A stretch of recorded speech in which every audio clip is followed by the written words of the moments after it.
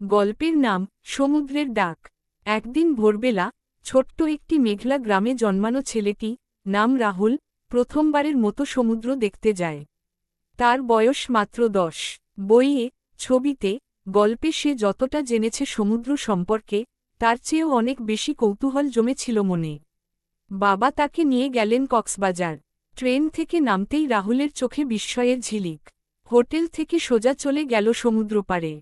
দূর থেকে তখনও সূর্য ওঠেনি, কিন্তু ঢেউয়ের গর্জন যেন তাকে ডেকে বলছে, এসো, আমি তোমার জন্য অপেক্ষা করছি। রাহুল দৌড়ে যায় জলের দিকে। প্রথম ঢেউ এসে ছুঁয়ে দেয় তার পা। সেই ঠান্ডা স্পর্শে তার মন জুড়িয়ে যায়। সে চিৎকার করে হেসে ওঠে, যেন এক নতুন বন্ধুকে পেয়ে গেছে। বাবা দূর থেকে দেখেন ছেলের চোখে এক আশ্চর্য আনন্দ। রাহুল বলেন, বাবা, এই জায়গা তো, বাবা, এই জায়গা তো বেঁচে আছে। ঢেউ কথা বলে, বাতাস গান গায়। বাবা মৃদু হেসে বলেন, হ্যাঁ রাহুল, সমুদ্র জীবনের মতোই অগাধ, গভীর আর সবসময় কিছু না কিছু দিয়ে যায়। সেই দিন থেকে রাহুল প্রতিজ্ঞা করে, বড় হয়ে সে সমুদ্রের বিজ্ঞানী হবে।